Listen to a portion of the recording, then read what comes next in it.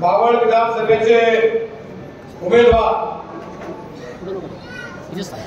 विद्यमान आमदार सुनील शेळके यांच्या प्रचाराकरता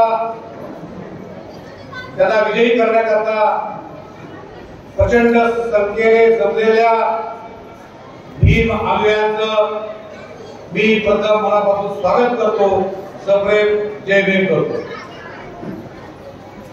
आजच्या मेळाव्याचं एक प्रक्षेपण संपूर्ण बावळ तालुक्यामध्ये किंबहुना जिल्ह्यात महाराष्ट्रात चालू आहे। अनेकांच्या नजरा अनेकांचे कान या मेळाव्याकडे लागलेले आहेत। विचारपीठावरती रिपब्लिकन पक्षाचे आमचे सर्व जीवाभावाचे सहकारी, राष्ट्रवादी काँग्रेसचे पदाधिकारी, भारतीय जनता पार्टीचे पदाधिकारी, उपस्थित बंधू आणि भगिनी,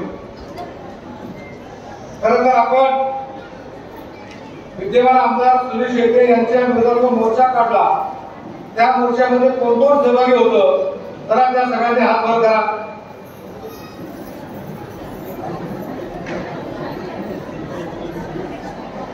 पुऱ्या महाराष्ट्र आणि बावळ तालुक्यात तो मोर्चा पाहिला। आणि मग काही लोकांना असं वाटलं ज्यांनी मोर्चा काढला ते सुनील शेळकेंच्या जवळ राहणार नाही, असं समजून ते गाफील राहिले आणि त्यांनी आम्हाला विचारण्याचं टाळलं। इतक्या प्रचंड प्रमाणामध्ये असणारा राग या समाजाचा, असणारा रोष, खरं तर मी सोडलो तर कुणीच सुनील अण्णा शेळकेंचं समर्थन मीटिंग मध्ये केलेलं नव्हतं। मला समर्थन का करावं लागलं? पक्षाचे राष्ट्रीय अध्यक्ष आणि आपल्या सर्वांचे लाडके नेते रामदासजी आठवले साहेबांनी घेतलेला निर्णय, इतकी प्रचंड प्रमाणात नाराजी असताना आपल्या साऱ्यांना वाटलं असं की मोर्चा काढणारी माणसं आजच्या विजयी सभेला येतात की नाही। आमचे विठ्ठलराव शिंदे म्हणले की पुरुषांची संख्या कमी आहे, संख्या आमची हळूहळू वाढते। तर 15 वर्षांनी काही काळाने तुम्ही आम्ही सोबत काम केलंय मित्रांनो। 15 वर्षामध्ये आपण पहिल्यांदा बापू बेगडे आणि बाळा बेगडेची लढत केली आणि बापू बेगडेंचं आपण समर्थन केलं, बाळा बेगडेंचं समर्थन केलं आणि बापू बेगडेच्या विरोधामध्ये लढलो। पुढच्या पंचवार्षिकमध्ये माऊली दाभाडे आणि बाळा बेगडे अशी लढत केली, आपण माऊली दाभाडेंना विरोध केला आणि बाळा बेगडेंचं समर्थन केलं, त्यांना विजय। तिसरी निवडणूक आपण लढलो, बाळा बेगडे आणि सुनील शेळके, आपण बाळा बेगडेंना समर्थन केलं आणि सुनील शेळकेंना विरोध केला। म्हणजे 15 वर्ष आम्ही बाळा बेगडेंचं समर्थन करत आलो, परंतु या निवडणुकीमध्ये अपक्ष उमेदवार उभा करताना आम्हाला एका शब्दाने विचारलं नाही की आपण कोणाला पाठिंबा द्यायचा आहे, आपण कोणाच्या बाजूने जायचंय। तुम्ही बापू अण्णांना भाई म्हटलात, आम्ही तुमच्याबरोबर भाई म्हटलो, तुम्ही माऊली दाभाडेंना आम्ही बोलतो, पण आता तुम्ही आम्हाला या 15 वर्षामध्ये भाई हा शब्द बोलतो की काय?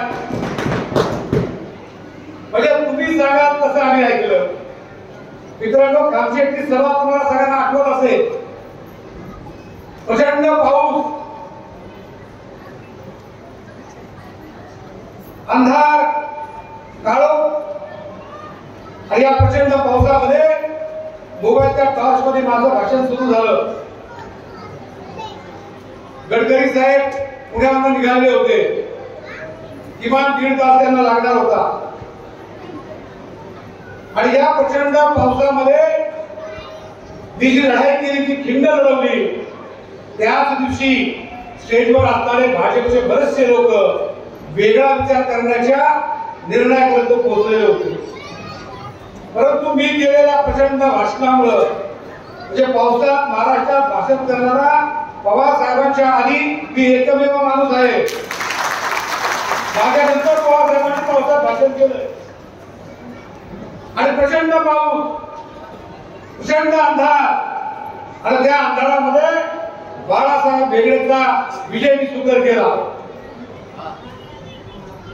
सभासदनी आणि बाळा बेगडेने मला मिठी मारली। कालही ते माझे मित्र होते, आजही मित्र आहेत आणि पुढेही मित्र राहणार आहेत।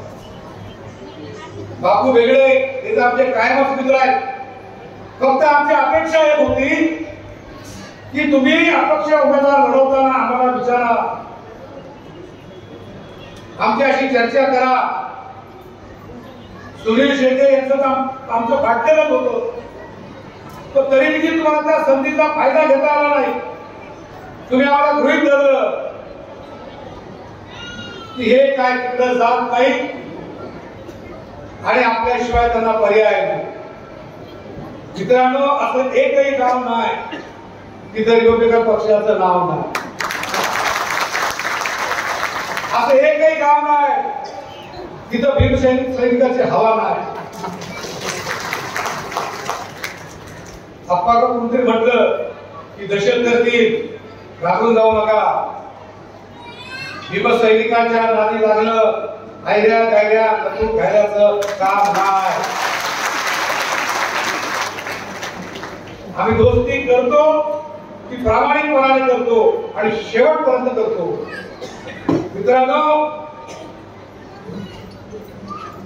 सुनील अण्णा शेळकेंनी अजून आपला काही विकास केलेला नाही, अजून आपल्याला कुठलाही निधी दिलेला नाही, पण तरी देखील आपण त्यांच्या पाठीशी का? तर माझं भाषण कालच्या मागच्या पंचवार्षिकमध्ये ऐकलं होतं सगळ्यांनी, दया पुस्तकी गडबड आहे। आता आमच्या भाजपच्या मित्रांनी काय टाकलं? दया में गडबड है, बाकी सेनापती हमारे साथ है। जरा इकडे या, सेनापती कुठे, सैन्य कुठे? हिमालय हिंदमारे उपाशी पोटी बिमाऱ्यांसाठी आम्ही काम करतो। कोणामध्ये हिंमत असेल तर संविधान बदलण्याचा ठराव आणून दाखवा। जो पक्ष असेल, जी व्यक्ती असेल, त्याला ही भीमसैनिक जनता बेचिराग केल्याशिवाय राहणार नाही। आणि संख्येने कमी असो, ताकदीने कमी असो, पैशाने कमी असो, पण आम्ही मनाने आणि स्वाभिमानाने श्रीमंत आहोत। त्यामुळे दयाने कुछ गडबड नाही। आम्हाला इतकी काळजी होती, तो माझ्या घरी घेऊन बेटी घेऊन का नाही आला? यायचं होतं ना। माझे 15 वर्षाचे मित्र आहेत, त्यांनी आज सांगा आज मी तुमच्या विरोधात आहे, मला किती नोटा दिल्या एकदा आमच्या जनतेसमोर येऊन सांगा की तुम्ही। आम्ही सक्षम आहोत। मी आमदार नाही, खासदार नाही, तरी देखील 21 कोटी रुपयाचा निधी आणला। आणि मी आमदार झालो, खासदार झालो, यांची पडताळणी थोडी होईल किती निधी आणलं? एकच आमचा मंत्री आहे, एकच आमचा खासदार आहे, अख्खा देश त्यांच्या मागे फिरतो। एक उमेदवार असा नाही, एका उमेदवाराची रॅली अशी नाही, एका उमेदवाराची प्रचार सभा अशी नाही की तिथं माझा निळा झेंडा नाही। निळ्या झेंड्याशिवाय तुमचं स्वप्न कधी पूर्ण होणार नाही आणि म्हणून निळ्या झेंड्याला माया लावता, प्रामाणिकपणाने लावा, स्वार्थपणाने लावू नका।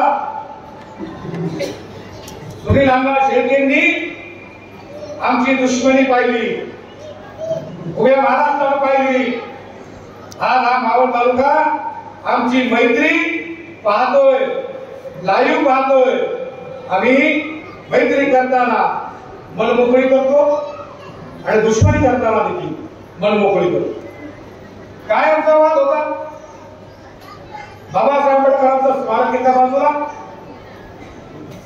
जिल्हा उपरुग्णालय एका बाजूला.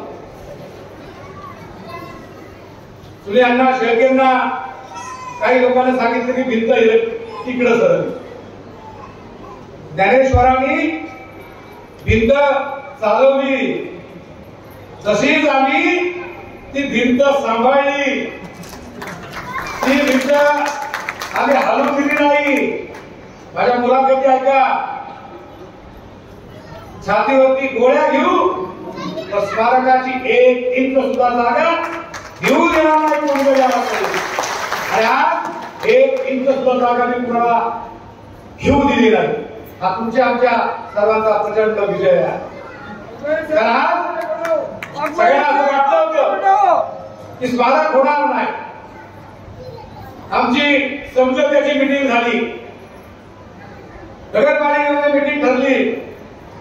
काही लोकांनी घालून वरसुलीचं एबीसीबीचं गेस्ट हाऊस निवडलं. आम्हाला ते गेस्ट हाऊस सुद्धा माहित नाही. तिथं ज्यावेळेस आमच्या चर्चा झाल्या त्या सगळ्यांचे प्रश्न समोरासमोर आले आणि बाबासाहेबांच्या स्मारकाला यापुढे मी विरोध करणार नाही असं सुनील शेळकेंनी सांगितलं. माझ्या मोर्चाची पहिली आणि मुलाखत तुम्ही ऐका. बाबासाहेब आंबेडकरांच्या पुतळ्याला विरोध करा, मग तो कुणी असो त्याच्या विरोधात मोर्चा काढणार म्हणजे काढणारच. आणि जर तुम्ही बाबासाहेब आंबेडकरांच्या स्मारकाला पाठिंबा दिला तर मी तुमच्यावरती फुलं उधळी, हे मी पहिल्याच मुलाखतीमध्ये सांगितलं. माझी भूमिका कधी दुटप्पी नसते आणि मला इतकं गेलं तालुक्यामध्ये तरी अजून सोपं नाही. मित्रांनो, मी जे आपले ज्येष्ठ नेते माऊली दाभाडे आले त्यांचं देखील स्वागत करा. खरं तर ही व्यक्ती माझ्या अतिशय जवळची होती. सहकार क्षेत्रामध्ये आम्ही मिळून बरंच काम केलं, पण महायुतीच्या उमेदवारांसाठी आम्ही माऊली दाभाडेच्या विरोधात देखील काम केलं. परंतु कधी शब्दानं राग व्यक्त केला नाही. आपण आपलं काम करतो, आपण कामाला महत्व देतो, समाजाच्या रक्षणाला महत्व देतो, समाजाच्या संरक्षणाला महत्व देतो. आणि म्हणून आपली जनता या ठिकाणी जी जमलेली आहे. पहा पहा हा माझ्या भिवरायाचा मळा, पहा पहा माझ्या भिवरायाचा मळा, नाचतो झेंडा निळा, नाचतो झेंडा निळा. मित्रांनो, तुमच्या मनामध्ये काही विचार आले असतील, ते विचार हा संपुष्टात आणा. सुनील अण्णा शेळकेंनी आपलं काम केलंय म्हणून त्याला मत देत नाही. आता पुढे काम करायचंय. 5 वर्ष आपण त्यांच्या विरोधामध्ये लढलो, त्यामुळे निधी मागण्याचा प्रश्न आला नाही आणि देण्याचा प्रश्न आला नाही. आणि ही निवडणूक आपल्या दृष्टीने महत्वाची का हे सगळ्यांनी लक्षात घ्या. परमपूजनीय डॉक्टर बाबासाहेब आंबेडकरांचं स्मारकाचं काम पहिल्या अर्धपुऱ्याचं मी काम केलं, ते काम पूर्ण करू. शानदारपणे त्याचं उद्घाटन केलं आणि पूर्णाकृती पुतळ्याच्या स्मारकाचं आता काम सुरू आहे. 3 कोटीचं पहिलं काम आपण आपल्या हिमतीवरती केलंय, शासनाच्या निधीवरती आपण मिळवलंय. आणि 3,78,00,000 रुपये मी मागच्या 15 दिवसाकरता पूर्वी मंजूर करून आणले. नागपुराची मदत घेतली. आपण आपल्या ताकदीवरती मनगटाच्या जोरावर आपण सगळ्या परवानगी आणलेल्या आहे. आणि ते स्मारक पूर्णत्वाला न्यायचंय, ते स्मारक पूर्ण करायचंय. आणि म्हणून आपल्याला कोणाचाही अडथळा येता कामा नये.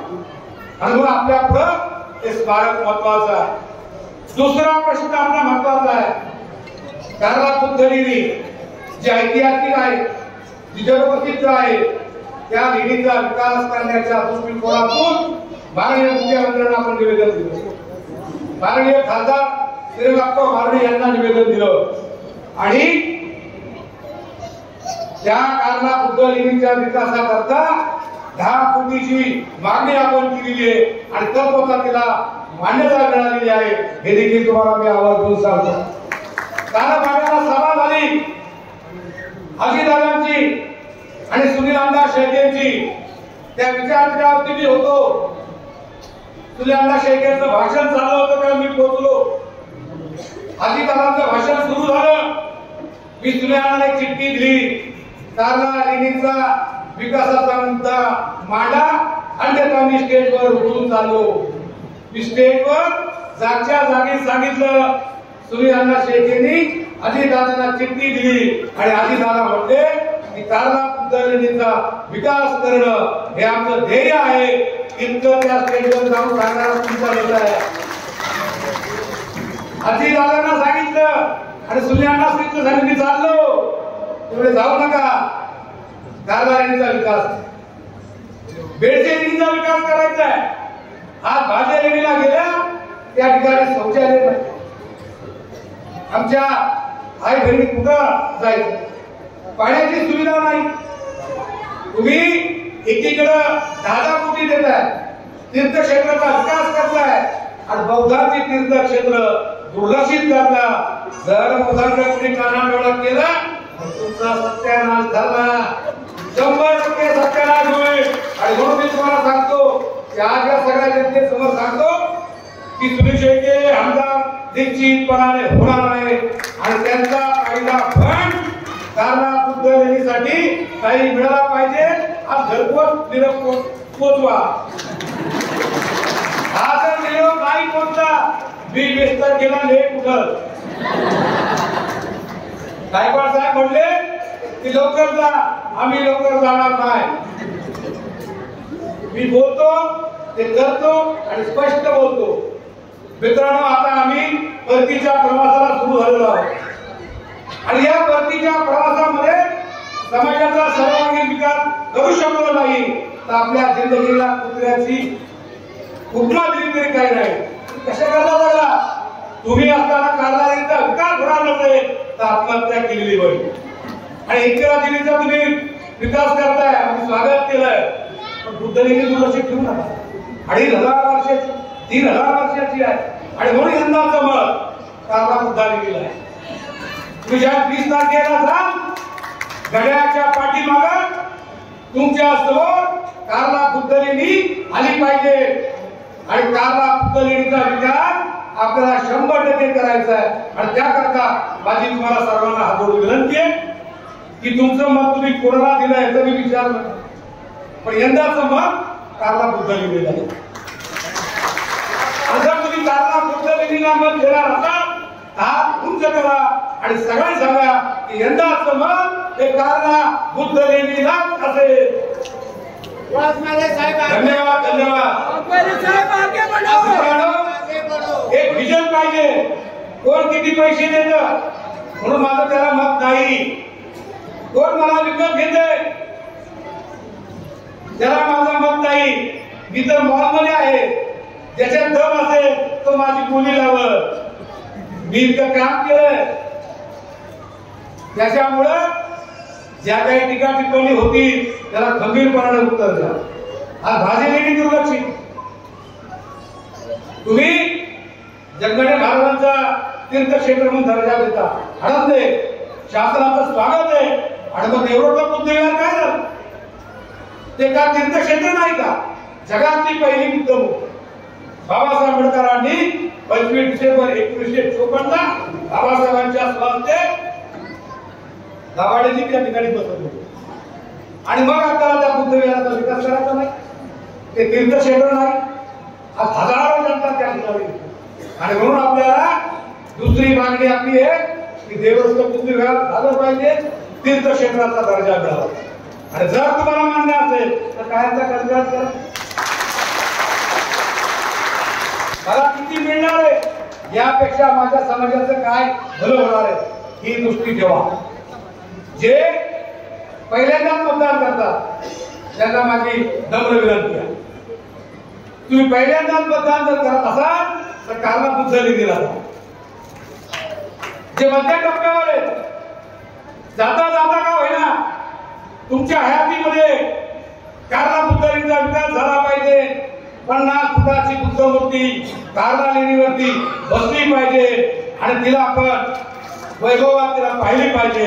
आणि म्हणून जाता जाता तुम्ही या कारला बुद्धलीला मतदान करू. जे शेवटच्या टप्प्यावर आहे त्यांना माझी विनंती आहे की उभ्या विचारते करता आले नाही आपल्याला. आणि तुमच्या शेवटच्या प्रवासामध्ये जर तुम्हाला कारला लेणीची बुद्ध मूर्ती जाता जाता दिसली तर तुमच्या जीवनाचं सार्थक होईल. आणि म्हणून शेवटच्या टप्प्यातील वडीलधारी मंडळीतील कारला लेणीच्या या बुद्ध लेणीच्या विकासाला मतदान करा. आणि मित्रांनो, सारिकाताई इथं आहे, संतोष दाभाडे आहे, गणेश अप्पा ढोरे आहे, विठ्ठल शिंदे आहे. मला परत यासाठी मोर्चा काढायला लावू नका. तुम्ही मला बोलवा भूमिपूजनाला, मला बोलवा उद्घाटनाला. की कारला लेणीच्या विकासाचा शुभारंभ आहे.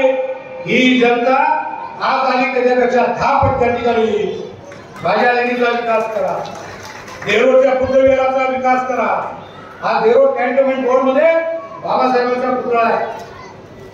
दुर्लक्ष दे माझ्या नियोजन समिती मार्फत ती 10 लाख दिले, परंतु बाबासाहेबांच्या पुतळ्याचं सुशोभीकरण झालं पाहिजे. आणि म्हणून देरोडच्या जनतेला कार्यकर्त्याला माझे हात करून विनंती आहे, थोडासा मान सन्मान कमी झाला तरी चालेल, पण बाबासाहेबांच्या पुतळ्याचं सुशोभीकरण झालं पाहिजे हा निर्धार करा. आणि देरोडवासियांनो, यंदाच मत बाबासाहेबांच्या पुतळ्याच्या सुशोभीकरणाला द्या. तळेगावला बाबासाहेबांचं वास्तव्य होतं. 1,25,00,000 माहितीच्या माध्यमातून आदरणीय ठाकरे साहेबांच्या मार्गदर्शनाखाली राजकुमार बडोलेंनी त्या ठिकाणी दिले. परंतु ज्या पद्धतीनं या स्मारकाचा विकास होणं अत्यंत महत्वाचं होतं तो झालेला नाही. आणि मग आमदार तळेगावचे आमदार साहेबांनी विजयी झाल्यानंतर बाबासाहेबांचं जिथं वास्तव्य होतं त्या ठिकाणी बाबासाहेबांच्या चरणी नतमस्तक व्हावं आणि त्या ठिकाणी शपथ घ्यावी की मी 5 वर्षात बाबासाहेबांच्या स्मारकाचा सुशोभीकरणाचं काम केल्याशिवाय राहणार नाही अशी शपथ घ्या. आणि तळेगावच्या जनतेनं यंदा मत बाबासाहेबांच्या स्मारकाला. काय आपल्या मागण्या आहेत? प्रचाराला गाडी द्या अशी मागणी का, जेवायला द्या मागणी घ्या अशा. आम्हाला आमचा स्वाभिमान टिकवा. आजच्या पिढीने जर केलं नाही तर उद्या असा एकही नेता नाही की भल्या सोबत समाजाची बाजू मांडताना इतक्या हिमतीने मांडतो. आहे का कोण सांगा मला. असेल तर त्याला इथं आणा, या त्यांच्या समोर बोलण्याची ताकद दाखवा. आणि म्हणून मी तुमच्या हिमतीवर मला कोणी विकत घेणारा नाही, समाजासाठी विकणारा नाही, समाजासाठी टिकणार आहे. आणि म्हणून आम्ही आज जनतेची हातमोडणी केली ती विकासाच्या मुद्द्यावरती. 4.5 कोटी 31 लाख आणि जे काय आणलंय ताई आम्हाला काहीच नाही मिळालं. आपण काहीच नाही मिळालं. तुम्ही पुस्तकाचं ते वाचा, काही मिळालं नाही. तरी देखील ज्यांना मिळालं ज्यांना दिलं ते कावळे सगळे उडाले. ज्यांना तुम्ही जीव लावला ते सगळे उडाले. ज्यांनी तुम्हाला विरोध केला तेच आज प्रेम घेण्याकरता मैत्री भावना व्यक्त करण्याकरता आज या ठिकाणी. आणि म्हणून आम्ही तुमच्या अडचणीच्या काळात ठामपणे आमचा समाज तुमच्या पाठीशी आहे. आणि म्हणून तुम्ही देखील आमच्या पाठीशी गंभीरपणानं आर्थिकदृष्ट्या उभं राहो. मनगटात आम्ही भक्कम आहे. आम्हाला मनगटाची काही गरज नाही कोणाच्या साथीची. आर्थिकदृष्ट्या तुम्ही आमच्या पाठीशी गंभीरपणाने उभं राहिलं पाहिजे. आमच्या वस्त्यांचा सर्वांगीण विकास झाला पाहिजे. आज आमच्या महिला तुमचा उपचार करतात. तुम्हाला दीर्घायुष्य लाभो म्हणून शुभेच्छा देतात. हीच वस्ती सुजलाम सुफलाम झाली पाहिजे. पुढच्या 5 वर्षांनी तुम्ही ज्या वस्तीत जा त्यावेळेस देखील आज जर 100 महिला असतील तर पुढच्या वेळेस त्या 500 कशा होतील अशा दृष्टिकोनातून तुम्ही काम केलं होतं. मित्रांनो, मागच्या वेळेस संविधानाचा विचार मांडला. आपल्या त्या काही लोकांनी देखील संविधान खतरेने हे सांगितल्यावरती आपण देखील जागृत होतो. परंतु संविधान संपवलं हे आयऱ्या गायऱ्या नंतू खायचं काम नाही. कोणा हिंमत नाही. जोपर्यंत चंद्र सूर्य असेल तोपर्यंत भारताचं संविधान अबाधित राहील. आणि म्हणून कुणी काही घोषणा करू. बाबासाहेब आंबेडकरांचा पुतळा पाहिला तर होतात लोक डचकतात तिथं तो मैदान आलेला आहे. आज जे माझं भाषण आहे 4 महिन्यापूर्वीचं माझं भाषण आमचे मित्र लक्ष लावत आहेत की मी सुनील शेळकेच्या विरोधात काय काय बोललो. मी 15 वर्ष तुमच्याशी चांगलं बोलणार की ते 15 वर्ष देखील चांगलं बोलणार. परंतु तुम्ही जर अटल साहेबांना भेटायला जात नाही, तुम्ही राज साहेबांना भेटायला जात नाही. पाहिलं का तुम्ही? अटल साहेब राहतात बांद्र्याला, राज साहेब राहतात दादर. मग का नाही अटल साहेबांकडे गेलो? माझं काय म्हणणं होतं. तुम्ही बारामतीला पवार साहेबांकडे गेला, त्यांचा आशीर्वाद घेतला. तुम्ही मंत्रालयात देवेंद्र फडणवीस साहेबांचा आशीर्वाद घेतला. तुम्ही अजितदादांचा आशीर्वाद घेतला. जर त्या दिवशी तुम्ही अटल साहेबांची भेट घेतली, आशीर्वाद घेतला असता तर माझं भाषण तुमच्या बाजूने असतं. कारण माझं सुप्रीम कोर्ट, समाजाचा सुप्रीम कोर्ट हे रामदास आठवले आहे आणि ते समाजाचं रक्षण करतात. तुम्हाला गंमत सांगतो, देवरूड पासून ते खंडाळापर्यंत ज्यांना ज्यांना पोलीस संरक्षण होतं त्या सगळ्यांचं ठेवलं, फक्त माझं पोलीस संरक्षण काढलं. आम्ही एसपी साहेबांना प्रश्न विचारला त्यावेळी आचारसंहिता आहे. अरे सुनील अण्णा शेळकेच्या वर 14 आहेत ना, त्यांना आचारसंहिता नाही. आमच्या रोहातल्या लोकांना त्यांना आचारसंहिता नाही. मग मलाच काय आचारसंहिता? तर मला ही तालुक्याची आचारसंहिता होती की मी कुठं रात्री अपरात्री फिरू नये, कोणाच्या प्रचाराला जाऊ नये, त्यांचं पोलीस संरक्षण काढा म्हणजे हा घडी घरी बसत. अरे माझ्या डोक्यावर निळी टोपी आहे, हे माझं सर्वात मोठं कवच आहे. त्यामुळं कुठलीही गोळी असो, ती गोळी आमच्या छातीवरती घालताना अनेक वेळा विचार करतील. मी तुम्हाला एक गोष्ट सांगतो की विरोधाच्या नगराध्यक्ष पदाची निवडणूक लढवत होतो. मी एकटाच होतो. बाकी सगळे काँग्रेस, राष्ट्रवादी काँग्रेस आणि अखिल भारतीय सेनेचे नगरसेवक होते. काँग्रेस बरोबर आमची युती होती आणि काँग्रेस बरोबर युती असताना आम्ही काँग्रेसच्या लोकांना निवडून दिलं. परंतु राष्ट्रवादी काँग्रेस दरम्यान स्थापन झाली होती. त्यांची आणि काँग्रेसची युती नसताना देखील राष्ट्रवादीच्या उमेदवाराला आणून त्यांनी काँग्रेसची नगराध्यक्ष केलं आणि मला नगराध्यक्ष होऊ दिलं नाही.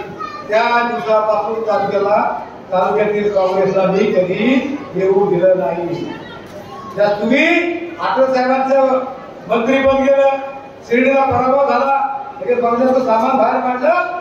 आम्ही राजकीय वर्तुळातून काँग्रेसला बाहेर काढलं. आज ते काँग्रेस विरोधी पक्षात आहे ते केवळ आणि केवळ रामदास आठवलेमुळे. ज्यावेळी तुम्हाला आमची गरज असते त्यावेळेस तुम्ही आम्हाला जवळ करता. आमची गरज संपली की आम्हाला बाहेरचा रस्ता दाखवता. आणि मग आम्ही सगळ्या डोळ्यातल्या नगरसेवकांनी दगडी चाळीत आम्हाला नेलं. दगडी चाळ म्हणजे माहितीये का? दगडी चाळ, अरुण गवळी सगळे नगरसेवक त्या ठिकाणी बसवले. खंडूशेठ जाधव हे माझ्या बरोबर होते. आम्हाला काजू बदाम सगळं दिलं. परंतु ते काजू बदाम खाण्याची सुद्धा इच्छा होत नव्हती. कुठून गोळी, कुठून चौपारी, कुठून तलवारी, या भीतीने आम्ही गप्प होतो. समोरच्यांनी डोळे वटारले, आम्ही ताटातले काजू बदाम संपवले. नाही खाल्लं तरी गोळी, खाल्ली तरी गोळी. मग असं म्हटलं की खाऊन मरावं. दाभाडे सरकारला तुम्ही कधी गेलात तेवढेच नाही विचारा. आणि मग आम्ही एक एक मजल्यावरती गेलो. खाली मी एकाला बोललो जय भीम. त्यातले 4-5 जण सांगितलं आपला आहे. त्यांनी सगळ्या मजल्यावरती निरोप दिला की आपलं लेकरू येत आहे, जीवाला जागा फटका होता कामा नये. मला सगळ्यांनी सुरक्षित अरुणोळीच्या समोर नेलं. सगळे नगरसेवक बसले, प्रत्येकाची मुलाखती झाल्या. अरुणोळीने मला विचारलं की तुमचे नगरसेवक किती आहे? मी म्हणलो मी एकटाच. अरे कसा नगराध्यक्ष होणार? मी म्हणलो मी निश्चितपणाने नगराध्यक्ष होणार आणि तुम्हाला पेढी द्यायला येणार. हे बोलताना कपडे घामाघूम झाले होते. घाम कुठला मोठा कशाला? सगळे नगरसेवक खुशीत होते. एकतर नगराध्यक्ष पदातून मागा, नाहीतर शेवबाई नाही त्यांच्या घरी येईल. डोळ्यामध्ये खरं सांगत नाही, खोटं सांगत नाही. ॲम्ब्युलन्सचा आवाज जरी आला तरी असं वाटायचं की वाघमारीची वाडी आहे. सगळ्या नगरसेवकांचा परेड झाली. प्रत्येकानं अरुण गवळीच्या पायाला हात लावला, जोरात जय शंभू नारायण म्हटले आणि मागे गेले. जेव्हा माझा नंबर आला ना, मी अरुण गवळीच्या पुढे उभा राहिलो. कोणी हात जोडले आणि जोरात जय भीम म्हटलो. मी जय भीम म्हटल्या अरुण गवळीच्या पापण्या खाली लावल्या. सगळ्या नगरसेवकांनी तुम्ही बाहेर जा, मला एकट्याला ठेवला. सगळे म्हणजे आता रक्त होत वाटतं. दरवाजातून कानसा घेत आहेत, डोकाटोकीचा आवाज येतोय का? गोळी मला म्हणाला या सगळी साईड तुम्ही सुरक्षित बाहेर जा. हा गोळीचा शब्द आहे. मग सगळ्यांना बोलवलं आणि मला बोलवलं. त्यांना सांगितलं की लोणाच्या नगराध्यक्ष पदावरती रिपब्लिकन पक्षाचे सूर्यकांत बागवाले हे बिनविरोध निवडून आले पाहिजे. आणि बोलताना अरुण गवळी काय सांगितलं ताई की भीमशक्तीच्या विरुद्ध लढण्याची ताकद अरुण गवळीच्या मनगटामध्ये नाही. हे अरुण गवळीने सांगितलं. आज सगळे नगरसेवक जिवंत आहेत, त्यांना विचारा. आणि मी लोणाच्या नगराध्यक्ष पदावर 125 वर्षानं बौद्ध समाजाचा मी पहिला नगराध्यक्ष झालो. आणि म्हणून आमचं मंगळ हे भल्या भल्याला कापवतं. छत्रपती शिवाजी महाराजांनी एकदा पंगत बोलवली. शिवाजी महाराजांच्या पंक्तीमध्ये सर्व जाती धर्माचे सरदार होते आणि त्यावेळेस पूर्वाश्रमीचे आपले देखील सरदार होते. आणि त्यावेळेस शिवाजी महाराजांच्या समाजातल्या सरदारांनी विरोध केला की महाराज तुम्ही आम्हाला कोणाच्या पंक्तीला बसवताय? शिवाजी महाराजांनी क्षणाचाही विचार न करता शिवाजी महाराज म्हणाले ज्याच्या मनगटामध्ये ताकद आहे आणि माझ्या सोबत लढण्याची हिंमत आहे तो कोणत्याही जातीचा असो तो माझ्या पंक्तीला बसेल.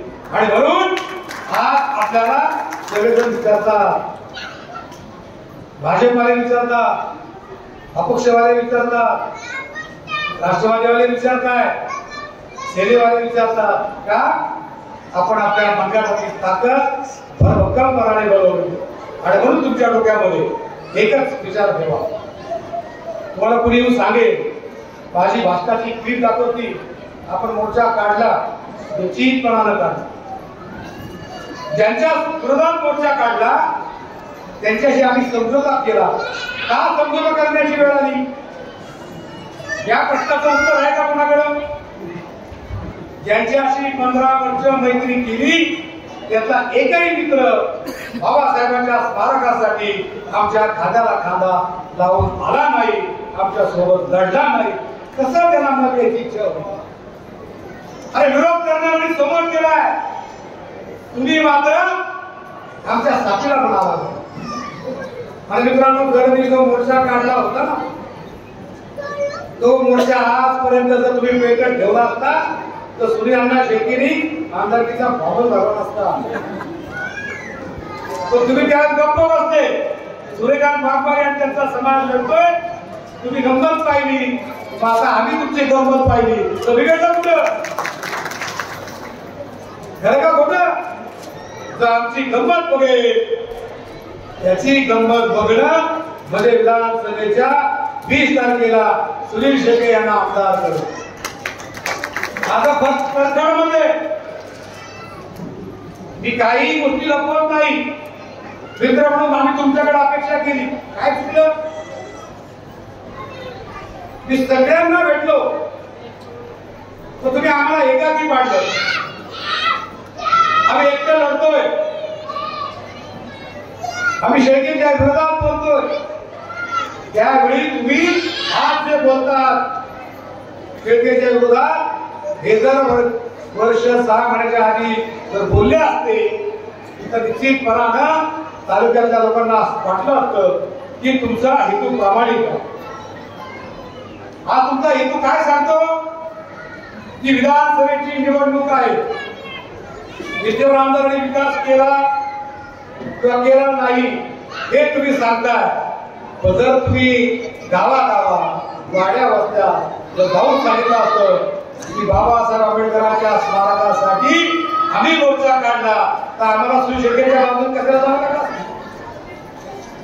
आणि म्हणून तुम्ही केलेली चूक, या चुकीचा पश्चाताप निश्चितपणाने तुम्हाला झाला पाहिजे. आणि म्हणून विचारपीठावरती सगळ्यांना मुद्दा नंबर वेगळे.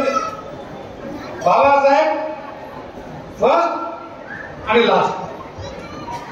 आणि म्हणून बाबासाहेबांचा प्रश्न ज्याच्या वेळी उभा राहील त्यावेळी जे आमच्या पुढे मैत्रीचा हात करतात ते आमच्या खांद्याला कांदा लावून आले पाहिजे, ही आमची रास्त मागणी आहे. आणि ती मागणी तुम्ही मान्य केली पाहिजे. भले आमचा विकास नाही झाला हरकत, तो जिथं बाबासाहेबांचा प्रश्न येईल त्या प्रश्नाकरता तुम्ही आमच्या बाजूने लढलं.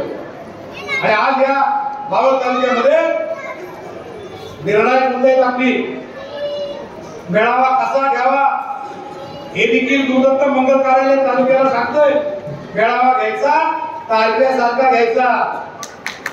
अप्पा करू ना, मेळावा घ्यायचा तो तालुक्यासारखा घ्यायचा. आणि म्हणून काही लोक तर म्हटले एसआरपी वाले तिकडे म्हणून या आपल्याकडे येणार, यांना काय विचारलं नाही तरी चालतंय. सगळे आमदार तुमचे खोटे ठरले. आणि म्हणून तुम्हाला समाजाच्या हिताकडे समजा आपण 2 पक्ष, एक तिकडं एक इकडं, तोच तमाशा आपण जर दाखवला असता समाजाचा विकास कधी करणार? आणि समाजाचा विकास हे मुख्य उद्दिष्ट आहे. आणि म्हणून आम्हाला आज आदरणीय अटल साहेबांच्या नेतृत्वाखाली आम्ही काम करतो. आज केंद्रामध्ये 15 वर्ष सलग 10 वर्ष अटल साहेब मंत्री आहेत. आणि म्हणून या मंत्रिपदाचा लाभ घेण्याकरता उद्या 20 नोव्हेंबरच्या नंतर महायुतीची सत्ता येणार आहे. आणि या सत्ता येताना निश्चितपणे आपल्या समाजाचा सर्वांगीण विकास होतो. काही माझी नियोजन समिती ही दादांनी दिली. कशी दिली? दादांनी मला मिटिंगला बोलवलं. दादा म्हणाले की तुम्ही भारतीय जनता पार्टीच्या मैत्री आहात. म्हणलं तुम्ही कशाला आम्हाला बोलवलं आणि आमच्याशी मैत्री करा.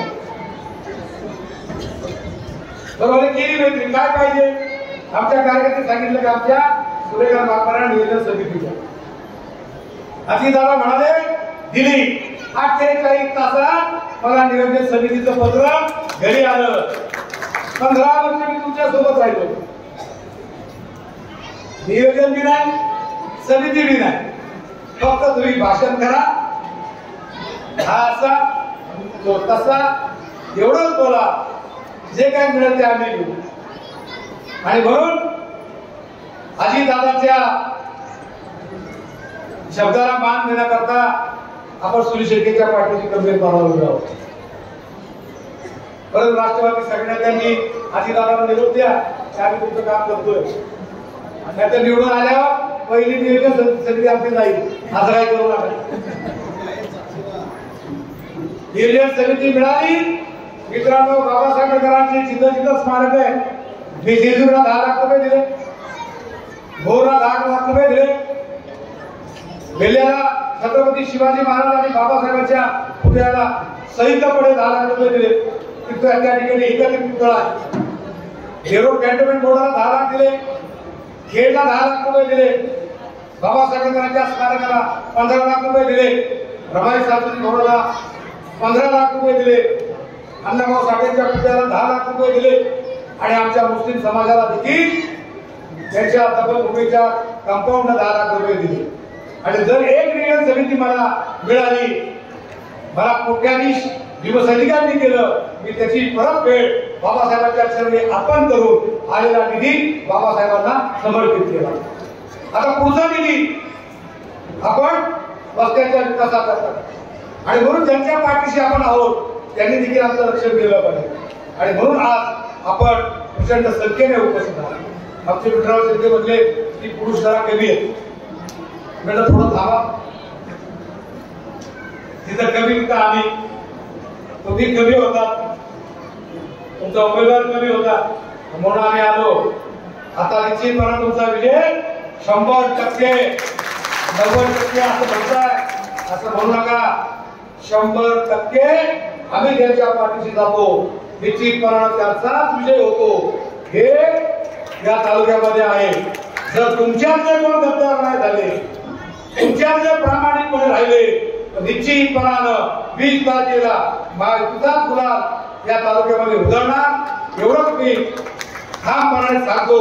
आणि सर्व आमच्या आलेल्या कार्यकर्त्यांना मी सप्रेम जयभीम करतो. या ठिकाणी किसन राहिले असतील, विकास असेल, सगळ्यांनी माझ्या पदाचा उल्लेख केला. मी प्रदेश सचिव झालोय हे तुमच्या लक्षात नाही. मग तुम्ही मला कधी पश्चिम महाराष्ट्राचे सचिव म्हणताय, कधी अध्यक्ष म्हणताय, त्या तुमची चूक नाहीये. कारण मी नियोजन समितीवरती आलो, तुम्हाला पार्टी दिली नाही. मी प्रदेश सचिव झालो, तुम्हाला पार्टी दिली नाही.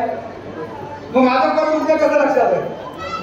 आणि म्हणून येत्या 26 तारखेला संविधान दिवस आहे. या संविधानाच्या दिनाचं औचित्य साधून तुमच्या सर्वांचं दर्शन घेण्याकरता, तुमच्या सर्वांचा मान सन्मान करण्याकरता मी मेळावा घेणार आहे. आणि माझं प्रदेश सचिव तिथं जाहीर करणार आहे. या 26 तारखेला तुम्ही सगळ्यांनी आवर्जून उपस्थित राहा. जर तुम्ही आला नाही तर असं होतं की तुम्ही शेती करताच आला, असं करू नका. आणि म्हणून 26 तारखेला आपण संविधान दिन साजरा करणार आहे. कार्यकर्त्यांशी बोलू, स्थळ आणि वेळ मी ठरवणार आहे. मी पुन्हा एकदा आपल्या सर्वांचा आभार मानतो आणि गळ्यासमोर बटन दाबून आदरणीय आठवले साहेबांच्या आदेशाचं पालन करावं एवढंच नम्र आवाहन करतो आणि थांबतो. जय भीम, जय भारत, जय महाराष्ट्र.